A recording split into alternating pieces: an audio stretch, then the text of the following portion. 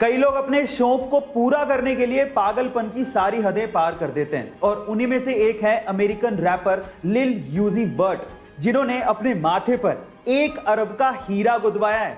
Oh my God. और इस हीरे को खरीदने के लिए वो पिछले 7 साल से पैसा इकट्ठा कर रहे थे और ये हीरा उनकी पूरी प्रॉपर्टी से भी महंगा है। गाइस, ये पागलपन की हरकत आपको कैसी लगी चैट सेक्शन में जरूर लिखिए। गाइस, भगवान ने ना इंसान नामक एक बहुत ही गजब की मशीन बनाई है। कैसे? एक छोटा सा एग्जांपल देता हूं। क्या आपको पता है कि जब आपको उल्टी आने वाली होती है तो उससे 30 से 35 सेकंड पहले आपका पूरा का पूरा मुंह लार से भर जाता है? कभी गौर करके देखना। पर सवाल ये कि ऐसा होता क्यों है? तो देखो, मैं आपको बताता हूं। आपकी जो लार होती है ना, वो क्षारीय यानी बेसिक नेचर की होती है और जब आपको उल्टी आने वाली होती है तो उल्टी के साथ साथ पेट से खतरनाक एसिड भी मुंह में आने वाला होता है। तो उस एसिड को न्यूट्रलाइज करने के लिए और आपके मुंह को बचाने के लिए वो लार पैदा होती है। और उसके अलावा लार 30 से 35 सेकंड पहले पैदा होती है। वो आपको इंडिकेट भी करती है कि आपको उल्टी आ सकती है ना? Amazing fact. क्या आपको पता है कि एक हिरन 90 किलोमीटर पर आवर के हिसाब से दौड़ सकता है और एक शेर मात्र 60 किलोमीटर पर आवर के हिसाब से ही दौड़ सकता है? लेकिन फिर भी जब एक शेर हिरन के पीछे भागता है तो अधिकतर समय वो उसे दबोच लेता है और उसका शिकार कर लेता है। क्या इसके पीछे का रीजन जानते हैं?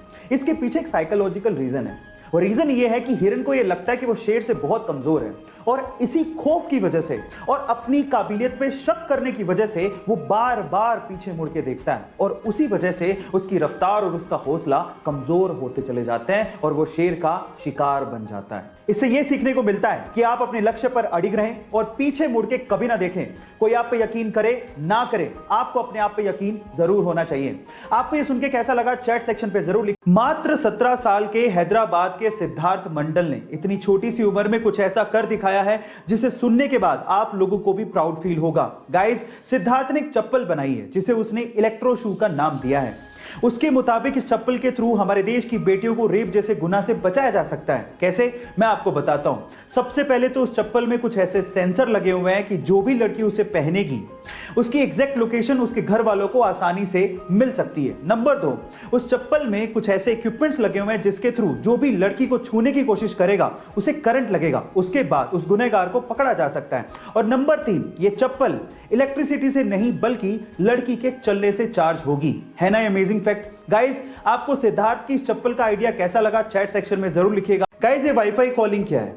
नहीं, मैं व्हाट्सएप कॉल की बात नहीं कर रहा हूं, बल्कि मैं रेगुलर सिम कॉल की बात कर रहा हूं जिसको भी आजकल आप वाईफाई से कर सकते हो। अब क्या है इसके फायदे, मैं आपको बताता हूं।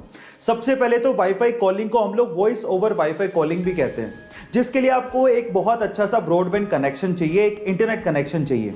इंडिया में इसे जियो ने और एयरटेल ने लॉन्च किया है। अब इसके फायदे क्या हैं, जरा ध्यान से सुनिएगा।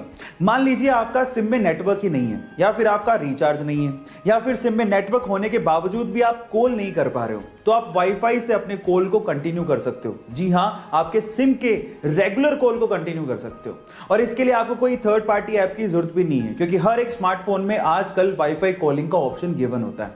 क्या इसके पहले तक इफेक्ट आप जानते थे? और अगर नहीं जानते थे तो चैट सेक्शन में जरूर लिखिएगा और ऐसे अमेजिंग वीडियोस के लिए यूट्यूब पे हमारे चैनल को सब्सक्राइब कर लीजिएगा और अगर आप इंस्टाग्राम पे देख रहे हैं तो मुझे फॉलो करना मत भूलिएगा। मिलते हैं अगली वीडियो में।